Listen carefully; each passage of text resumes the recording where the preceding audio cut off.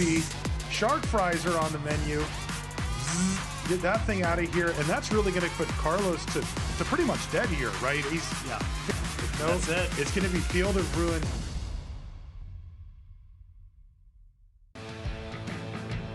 Oh, yeah, he's fine. He's got a minute left. This is fine. Oh, we're gonna bounce the dude. We're gonna bounce the guy. Nice! Hey! All right! Welcome back to the Strixhaven Championship, everybody. It is lower round 2. I'm Logan alongside Cedric Phillips, and we've got some more eliminating to do, Cedric, here between Logan, Nettles, and Matti, Kuisma. It is the Phoenix versus the Turns. Who's going to come out on top in this one, do you think?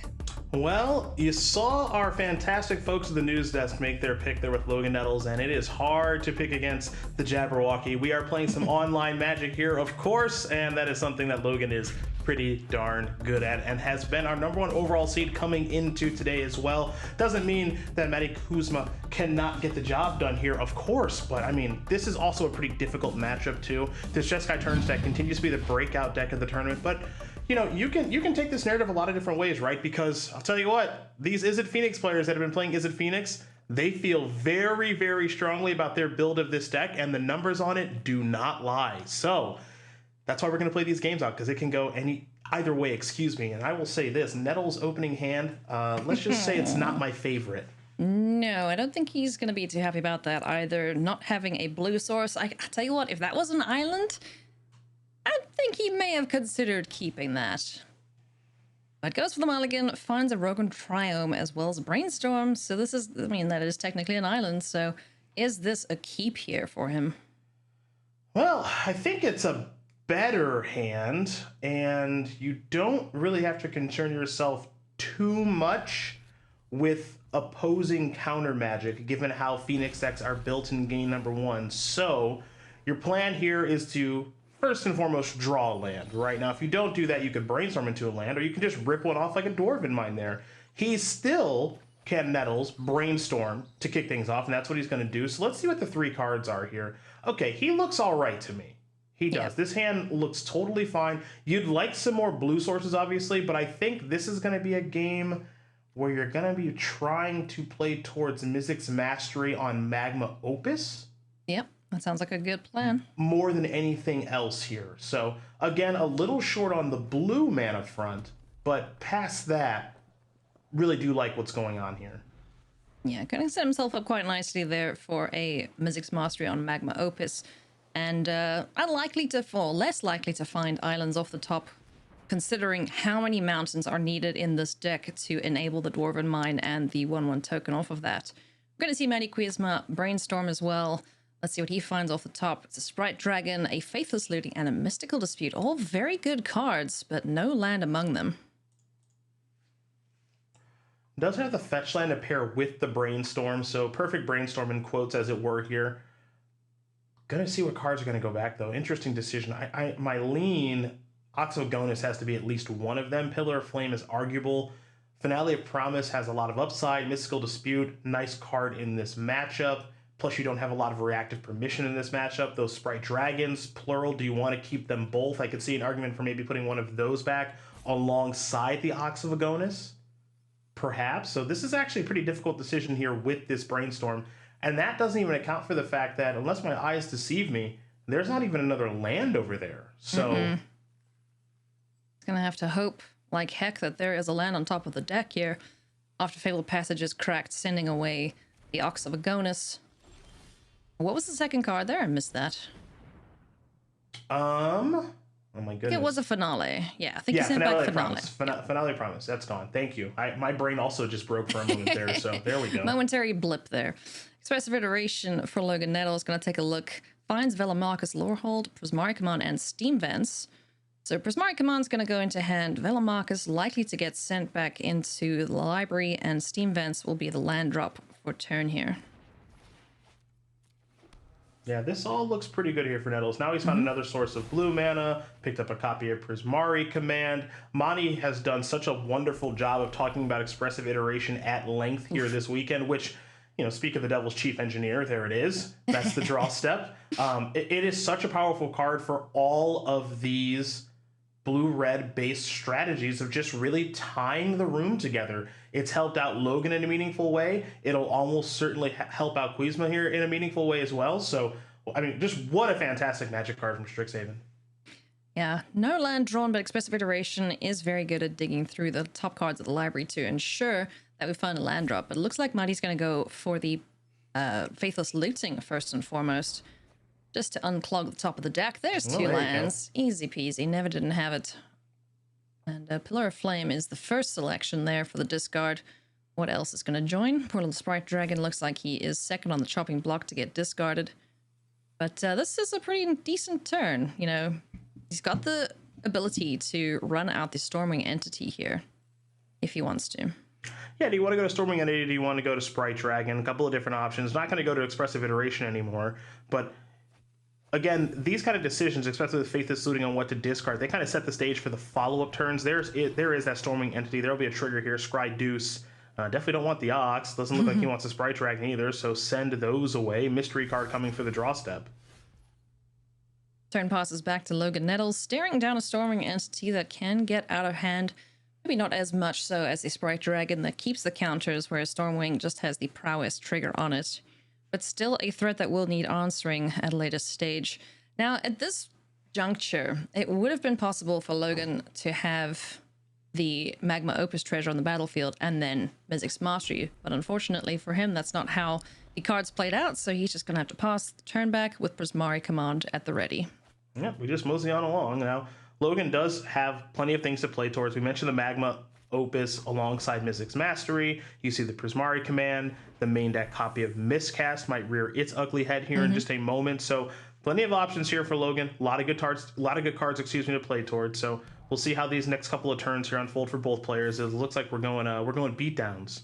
Yeah, here comes the Storming Entity alongside the Sprite Dragon. Got Brainstorm and Opt to make it bigger if needs be, but looks like we are just gonna be happy with the 4 points of damage in there from Matti, as he is going to look to get rid of one of these creatures, draw 2 cards, and discard. All right, let's have maybe a little battle here.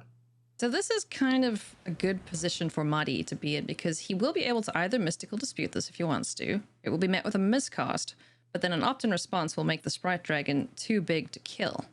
So that is true. So in the short term, if Matti wants to play the turns that way, he can, right? And we might just see a Brainstorm to kick things off here. However, this Prismari Command is almost certainly going to resolve, because I imagine Logan's going to want to fight over this and get it to resolve. And that means a Magma's Opus goes into the graveyard. And that means a Mizzix's Mastery can come in and take care of some things here. So this exchange is very interesting. And this exchange is based off of and built entirely off of the fact that Logan Nettles has drawn a copy of Miscast, as he can play this game this specific way, which is incredibly unique. So I'm curious to see how Kuisma is going to actually respond in kind here.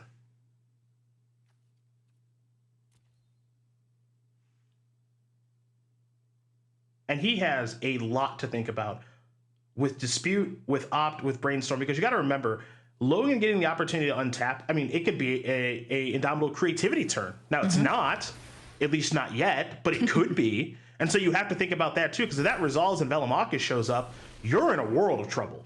Oh, yes.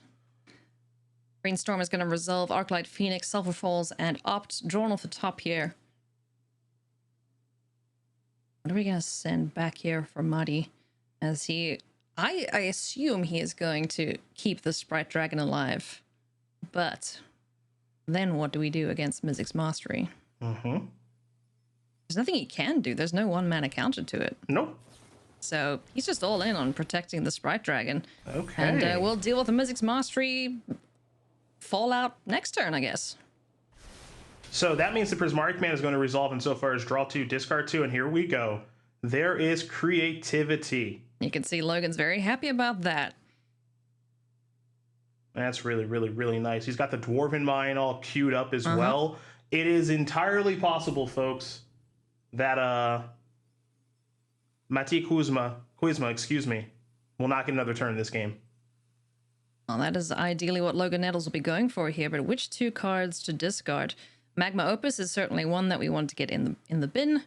Mizzix Mastery. We can put back with a Brainstorm after Indomitable Creativity, the Dwarven Mind. I don't know. There's just so much potential that we've got here. So let's brainstorm. Let's take a look at the top of the library. Well, that's interesting. Just trying to set something up here. So you dwarf. Are you supposed to brainstorm there because you have creativity? You have the necessary amount of mountains. Mm-hmm. You have Dwarven Mind to make the 1/1. You creativity for 1. So I'm a little. Well, you have found another copy of brainstorm. So yeah, this should be lights out, right? Because you mine, you make a 1/1. Mm-hmm. You creativity, get Velomachus. Yep. You brainstorm your time warp back on top. Yep, and then you attack, trigger, you get your time warp. So that means you get another turn. You master your time warp, you get another turn. So that's 5, 10, 15. I mean, I'm fairly sure this should just be game over. Yep. Brainstorm off the Velomachus on the battlefield.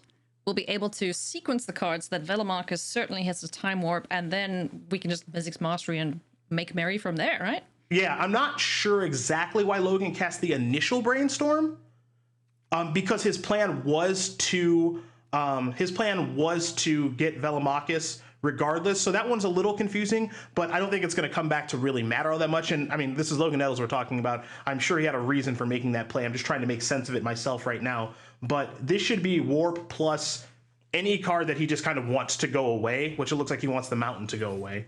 So now you attack, you get the warp. Oh my goodness, so many options there for Velomachus. So that's 10. Mastery is 15. So I think he just needs one more iteration of this. Would it be an expressive iteration of this, would you say? Well, you walked into that one. That's entirely my fault. That's Mastery on Time Warp. Yeah. Yep. You got, you have the Magma Opus in the bin too for some extra damage and some extra cards. Gonna take another turn here, and Matty's just sitting back. He's gonna take a drink, just let Logan play his multiple turns out. Yeah, and now we Opus your face and your stuff, and we're done. Yeah. We're done ski. Oh, that's so gross. Yeah. Taking care of the creatures on the board too. There's 9 power on the battlefield. Gonna take another turn and swing in here. We can even take another turn if we want to, but Matti seen enough. Let's go to game number 2. So Logan Nettles doing exactly what the deck wants to do in the first game of this best of 3. Let's go look at sideboards. Well, we have seen this configuration from our Jeskai Turns players before, which is get out some Mizzix Masteries, get out the Velomachuses, get out. If you want to get out all the copies of Time Warp, you can. Some players have, some players haven't. But what are you bringing in? You're bringing in copies of Aether Gust, Fry, Mystical Dispute, the full boat of Shark Typhoons. It's not a frenzy. What do we figure out they are now? A group of sharks? Chat said it was a shiver, but it can be a frenzy too. So, chat, right, that's me sticking my tongue out at you. Split card, Aftermath card, shiver / frenzy of Shark Typhoons. There you go. Nezahal, the Elder Dinosaur, Anger the Gods, and Scorching Dragonfire. All that's happening here is Nettles is bringing in a ton of ways to interact and playing a game towards Nezahal. While if you're Kuisma, you are bringing in Brazen Bar, where you're bringing in that Chandra that was so good for David Inglis. More counter magic and negate, dispute, Gust as well. And then looks like a lone copy of Beacon Bolt. Don't see that card very often, but maybe that plays a role in things. That kills big Elder Dinos there, Cedric. Certainly a good way to deal with Nezahal if it resolves. Yeah, it can certainly try. It can do its bestest, and that's all we can ask for it. But one thing that's interesting that I want to point out is we're so used to seeing the entire package get taken out, right? So goodbye Velomachus, goodbye Time Warps, but in this instance, we've got 1 copy of Velomachus staying in the main deck configuration here. Okay. So that could be a big surprise for Matti if he's not prepared for that. Yeah, maybe a little bob, maybe a little weave there. All the Time Warps, all the Masteries, those are out of the deck. The solo copy of Velomachus, the ceiling on it is hitting a Magma Opus now. So, yeah, you're right insofar as there is 1 Velomachus left where we are very much used to seeing those all come out. So, good call there, partner. I'm curious to see if we do see a creativity. What is it going to hit? Yeah, because now we don't know for sure. Undetermined. Both players happy with their opening hands, so we're going to kick things off here. Sulfur Falls on the battlefield. Katria Triumph from Logan Nettles passes the turn back and opt drawn off the top here for Matti Kuisma, who needs to win 2 in a row here to keep his tournament alive. Just a reminder to everyone that this is the lower bracket, so whoever loses here, their run is done. This hand here from Nettles is kind of a classic brainstorm will tie the room together and figure it out style of hand. You know, he kept a 2-lander, has a Velomachus in his hand, Shark Typhoon, which you can cycle, but you'd rather actually make a big shark out of it. But this just goes to show kind of the power of brainstorm, where it's kind of just like, I don't know, they're probably not going to counter it. It'll probably tie the room together, so I'll keep. Decision here for Matti Kuisma. Do we want to go for the expressive iteration, find a land that way? Does he perhaps want to go for the island? Faithless Looting Phoenix could possibly go for the pigeon on this turn. Pigeon being Phoenix, it's a bird, it flies. Yeah, I mean, it's entirely possible that you just bring this back this turn, as you mentioned. Discard Phoenix, cast an Op, cast a Brainstorm. Ugh, it's gonna be met with a scorching Dragonfire, though, I imagine. Oh, there's your Brainstorm now. Oh, goodness me, so many flutings. Let's see, so this is the third turn. Yeah, so we're just, it looks like we're just going to put a couple of lands back. Is he locked into this line now? There's He not doesn't much. have to, He doesn't have to, but he doesn't have to play the last spell. But it's mighty tempting too, isn't it? I think he's going. I would be surprised if he didn't. How about that? Yeah, that works. All right, so 3 spells opt. What do we find on top? It's a Spire Bluff Canal, because we just put that there. We know that one. And there comes the Riverglide Pathway, back to hand, and the pigeons are going to fly, but not for super long, because a big old dragon comes down and obliterates them into exile. Goodbye. Lands, not a huge problem here for Logan.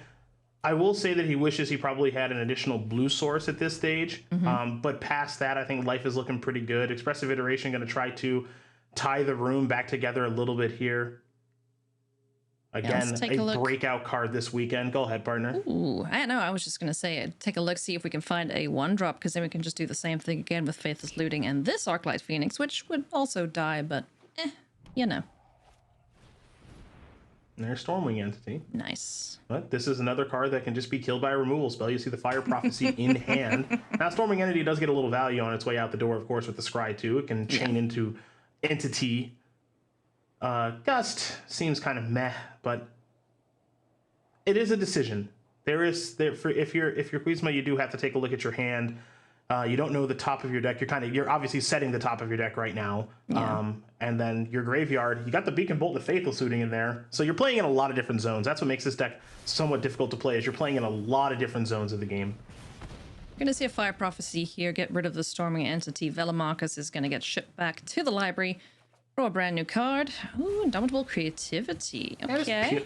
Well, are we looking for a Dwarven Mind? Can we find? Yeah. Hello, hello, Doctor. Ooh. Oh, goody, goody gumdrops. Logan Nettles might have this game over and won faster than you can say Velomachus Lorehold. So Logan's decision right now is, what card do I want to put back? Okay, what 2 cards do I want to put back? Now, because he's going to draw a card for the turn. Yeah. So that means the other card that he puts back is going to be gone forever. So let's see. That's actually kind of tough. Just think of that. Just think that one of these cards is gone forever. And so it looks like the card he may want to be gone forever it's going to be Expressive Iteration. So that's going to be the top card. So you play the Mind, you make your 1/1, you sack it away. The card he's going to get is a mystery. It's a mystery. Well, is Velomachus on the bottom now because of Fire Prophecy? So it should be. Yeah. So it should just be Nettles. Yep, good call, because of Fire Prophecy. So it's just Big Dragon. Good call there. So less of a mystery. And it's your turn. Good luck. Yeah. Thumbs up. So there's a whole Primal Tide on the battlefield. It's going to draw a card every single time Matti plays a non-creature. So this is a mighty pickle to overcome here indeed for the Izzet Phoenix player. And when Logan was making that decision on what card to put back and lose forever, it mostly seemed like it was between Expressive Iteration and the Mountain. And I think the reason that he kept the Mountain here is because if he just draws like Lance for the rest of the game, that means his Shark Typhoons are going to be bigger and bigger and bigger. And so that's a card that he'd actually rather play towards, I think, as opposed to Expressive Iteration. So I think that was kind of the decision point there is, you know, how do I want to play the remaining turns of the game? One of those blue cards is bigger than the other, by the way. Just a little bit. One of them does fly, though. We got that going. Now, one of the big chunky spells that Matti's kept in the deck is the Crackling Drake, which, if we can get enough spells in the bin and in exile, can be a way to block this chunky 7/7. Well, there it is. Storming Entity is going to get in for 3 points of damage. And that's, I mean, that thing's pretty big. I mean, that's very tempting to dispute, right? It is tempting to dispute. This is one of those few times where Logan just wishes he had an additional blue source of mana. Something I kind of mentioned a little bit earlier in the game is the only thing that's missing right now for Logan, as far as the mana base is concerned, is he just love to have a second source of blue mana. Because do you dispute and or lapse this? Or do you just say, that's fine, draw your card, I'll cycle Shark Typhoon? No, we're playing Memory Lapse, Cedric. You don't want your opponent to have cards. Yeah, This must go away. One way or another. I mean, lapsing this is pretty attractive. Yeah, because then if there's no response here, if there's no counterspell, then you kind of get the information, if you're Logan Nettles, that, okay, you have nothing in hand then. You are digging for cards. I mean, I'm inclined to send this back. Do it. Eek. Lapse, dispute, or resolve. Well, I think we're going to use at least one timeout. Oh yeah, this is a big think moment for sure. Mm-hmm. Yes, there you go. All right, Mystical Dispute. Gonna send that whence. And Faithless Looting is not going to be cast there. Just passing the turn back. And Nezahal is going to keep chunking away there. One more hit necessary, and Logan Nettles is going to proceed. Is there anything Matti can do in this situation? Look at that. Oh, Storming Entity off the top. You can see the look on his face. He's not pleased with that draw. Well, I think the turn starts with Faithless Looting. I think that's where it kicks off. You've got an Arclight Phoenix to discard at the very least. It will net Logan a card because of the Nezahal, but whatever. You can't do anything about that. So you start with looting, you peel 2, maybe you find another Phoenix, right? Maybe you find, I don't know, Phoenix plus card drawing spell. I mean, who knows, right? You've got a Beacon Bolt that's hanging out there that can deal 4. You've got another looting in the graveyard. These Sprite Dragons aren't great, but they do chump block. So that's something that you can be doing this turn as well. So I think advantage Nettles in a very big way, but it's not over. It ain't over till the fat dino sings. Or gargles, I guess, because it's underwater. But let's see. We're going to Stormwing Entity. Interesting. I didn't expect that. I thought I'd see Faithless Looting to kick it. It's going to be met with a Memory Lapse, so that'll go back on top of the library. So Can now Logan Nettles find removal? Yeah, you just hang tight. You don't do anything. It's gonna be even a good game there. Yep. Storming Entity can block. Matti has one more turn to do something. Does have the Faithless Looting in hand. Has a couple of blockers. Yeah, he already knows what he's drawing because of Memory Lapse, of course. So there's the Entity. Logan just primed and ready with a Shark Typhoon. Yeah. So he's feeling good. I would be feeling super good in this situation too for Logan Nettles, but spare a thought for Matti Kuisma, just not going his way, unfortunately, with Is It Phoenix. I mean, this deck came in as the most popular one of the tournament, and in this game, in this moment right now, it feels like such an underdog. Yeah, it does. It really, really does. I mean, the games, it seems like the games that each deck wins, it's like, well, of course they won. Their deck is so powerful. But there are other times where it doesn't feel that way at all. So it's kind of crazy. I mean, both these decks are so good. Nezahal is such a breaker in a spot like this, though. Magma Opus, that's the card he's going to draw off of the Nezahal trigger.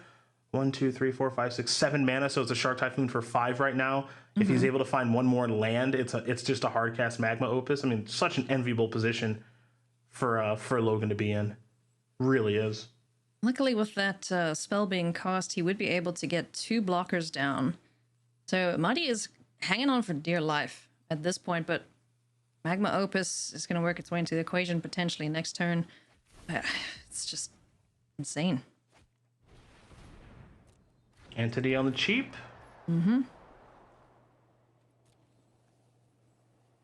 As a scry. One top, one bottom. There's a Brazen Borrower on top. There's some interaction being held up here for Matti, as we're going to see a big old shark being made on the end step here for the full 5.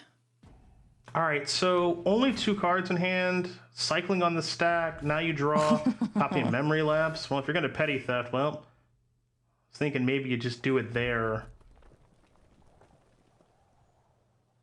All right, combat times.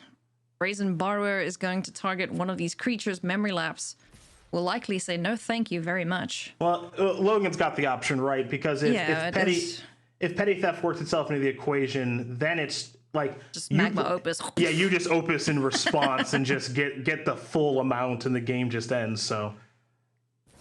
Yep, because Opus will tap the blocker, deal the points of damage to the face. I mean, there's so many ways he can play this powerful spell, so let's see which way Logan Nettles chooses to end this game here against Matti Kuisma on Is It Phoenix. Jeskai turns, proving just how powerful it is once again here in our lower round 2.